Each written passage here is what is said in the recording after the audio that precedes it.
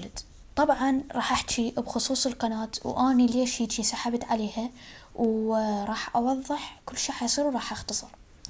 طبعا شباب، انا صار لي 5 اشهر الى 4 اشهر تقريبا اني عايف القناة. طبعا الشغلة اللي راح اسويها ما حد مسويها من اليوتيوبرز، اني راح اسوي لي نظام. هذا النظام انا راح امشي عليه، يمكن بعضكم يضوج من عنده بس يعني انا مجبور. طبعا اخر فيديو انا نزلته اللي قبل 4 اشهر او 5 اشهر، هذا الفيديو كان بالعطلة الصيفية. فهسه احنا عندنا دوام يعني مدارس عام دراسي، فانا لهذا السبب عايف القناة ومدى الحق انزل ابد. فبهيج شغلة النظام هو حسوي القناة على شكل مواسم. المواسم هي اخر فيديوهات يعني سويتهن موسم بالعطلة الصيفية.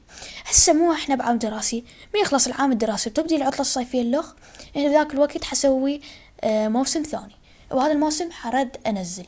وانا بذاك الوقت اذا سحبت او عفت القناة انت الك حق تلغي الاشتراك. يعني بذاك الوقت ما عندي عذر واقول دراسة وما قدرت انزل.